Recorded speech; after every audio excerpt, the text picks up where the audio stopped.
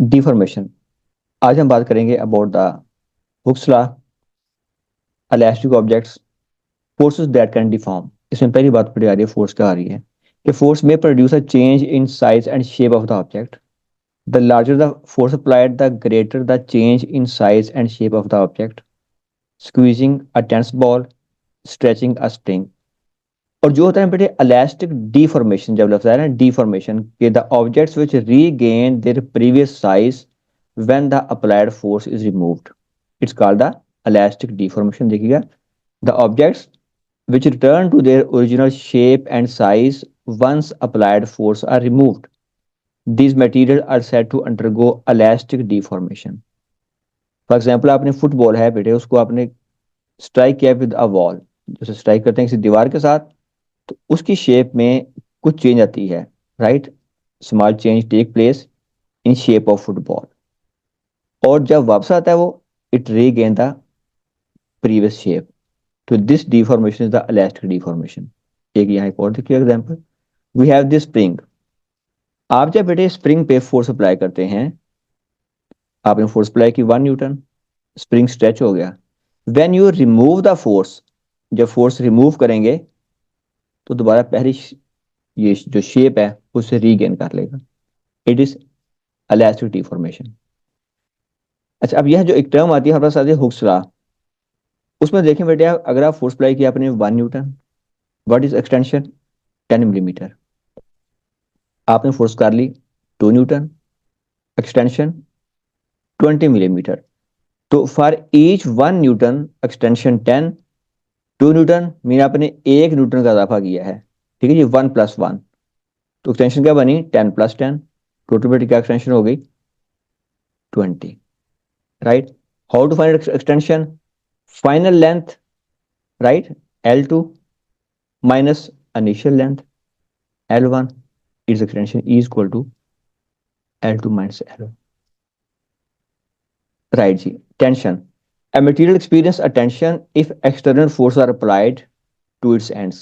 या हम बोलते हैं if final length of spring, length of spring more than initial, तो ये क्या होगा? it has tension, it has या it's under tension। ठीक है, यहां बेटे फोर्स अप्लाई करते हैं आप आउटवर्ड, ये फोर्स आउटवर्ड है, ये फोर्स आउटवर्ड है, ऑब्जेक्ट स्ट्रेच कर जाएगा। ठीक है, इसकी मिसाल ये देख लें, we have spring for example, we have spring 1 2 3 4 turns. अब बेटे अगर फोर्स ने इनमें जो टर्न्स हैं उन्हें गैप बढ़ा दिया है, तो ये किस में है? ये है under tension, it's under tension, इधर फोर्स और ये फोर्स, राइट। और अगर आपने फोर्स यूं अप्लाई किया कि इसका साइज पहले से श्रिंक हो गया है, दिस, राइट, तो it is no under compression. अब फोर्स यहां से आ रही है, अब इसका फाइनल साइज पहले से छोटा हो गया है, इट इज कंप्रेशन, राइट। अब देखते हैं बेटे, हम बात आगे बात आएगी हमारे पास हुक्स लॉ की। How can we define Hooke's law? कि within the limit of proportionality the extension produced in a material is directly proportional to the applied force. यानी बेटे हमने जैसे देखा था पिछले केस में, for this case we see here कि for 1 newton we have extension 10 millimetre, for 2 newton extension is 20 millimetre. और क्या होगा for 3 Newton? It's understood no, for 3 newton extension will be 30 millimetre. तो ये यूनिफॉर्मली फोर्स आप बढ़ाते हैं तो यूनिफॉर्मली उसकी लेंथ में इजाफा हो रहा है। तो ये बड़े आ रहे हैं हमारे पास proportionally, directly proportional to each other, they are called directly proportional to each other. So within limit of proportionality, the extension produced is पर डायरेक्टली प्रोपोर्शनल, ये लफ्ज अहम आ गया, proportional to the applied force F is proportional to E, F proportional to E, या हम बोलते हैं एफ इक्वल टू के ई। के बड़े यहाँ क्या कहलाएगा, के is here card spring constant, F over E, it is spring constant. Unit क्या होता है आपका, न्यूटन। यूनिट क्या होगा ई का, मीटर, यूनिट पर मीटर बोलते हैं आप जी। ये इसका यूनिट आ गया हमारे पास, ठीक है। F is the load force applied to the material. X is the extension of material. K is the restoring force constant or spring constant simply. इसकी देखें application. A spring is stretched 10 millimeter by a weight of 2 Newton. Find the spring constant. F equal to KE. K equal F over E. First force 2, extension 0.01. Right? तो बेटे क्या आ गया, it is 200 Newton per meter। और find करना अपने weight, weight of the object that cause an extension of 80 millimetre, यानी कि 0.08 millimetre. अगर फाइंड करना है वेट, तो बेटे same formula, weight mean force equal के ई। वर्स के बड़े फाइंड किया अभी हम लोगों ने, 200 न्यूटन मीटर, 200 न्यूटन पर मीटर मल्टीप्लाई बाय वर्स ई 0.08, 0.08। तो ये बेटा हमारे पास 16 न्यूटन वेट आ गया। ओके जी। अब इसके हम जीरो करते हैं ग्राफ का आगे जाके। Four effects that a force may have an on object, change shape, start object to move, उसे मूव कर देगा ऑब्जेक्ट को अगर रेस्ट में है, ठीक है। Stop moving object, stop object, change direction. तो ये बड़े तमाम काम फोर्स कर लेगी ऑफ मूविंग ऑब्जेक्ट।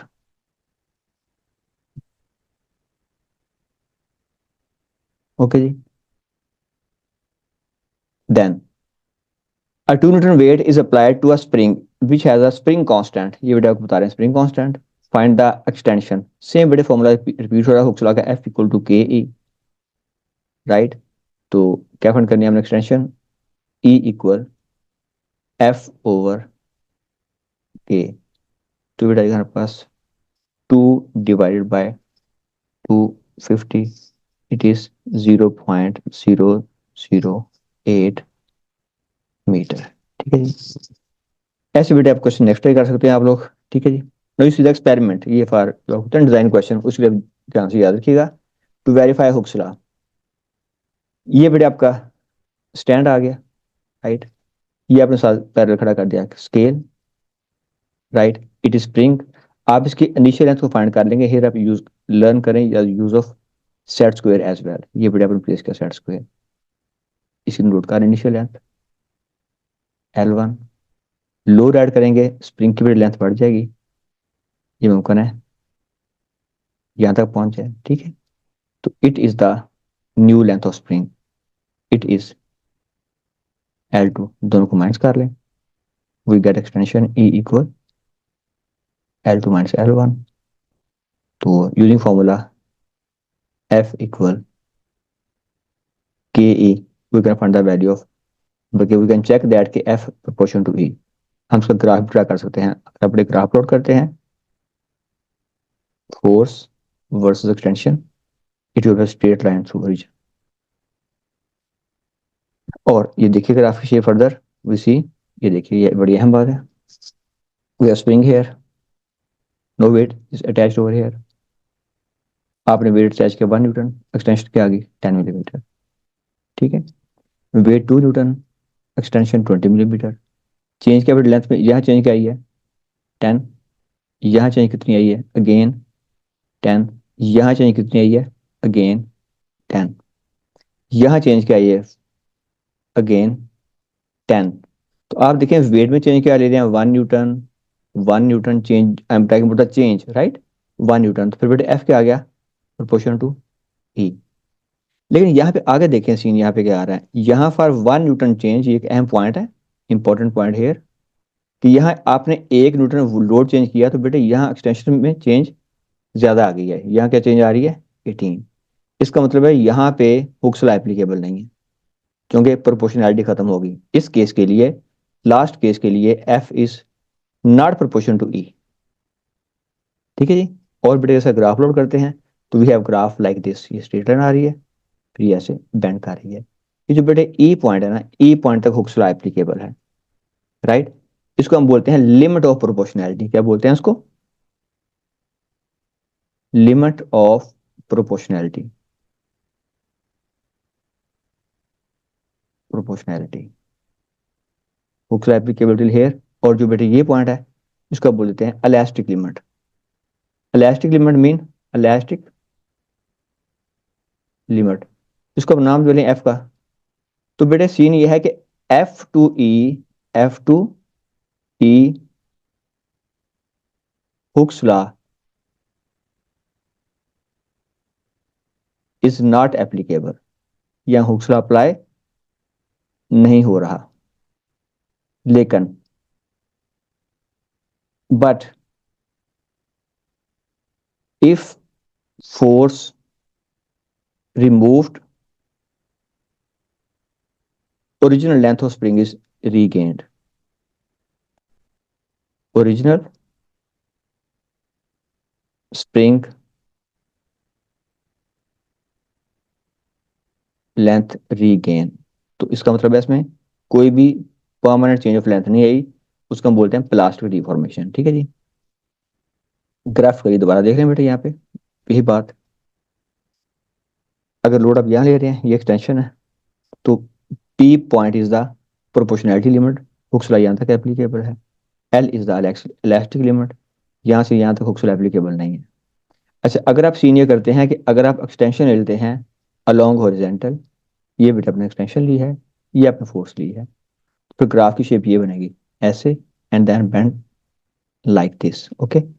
अब यहाँ जो पॉइंट ये आ रहा है ना, यहाँ तक जो यहाँ होगा ना ग्रेडियंट, ओ ए बोल दें पॉइंट, इसे पॉइंट बोल दें पी, जो होगा gradient of line O A, ये straight or straight line, gradient of line O A is spring constant.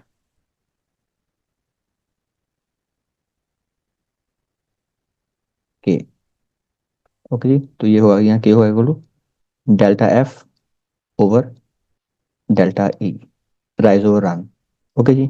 It is rise, यहाँ से यहाँ तक डेल्टा एफ, और ये बेटे क्या आ गया, इट इज डेल्टा ई।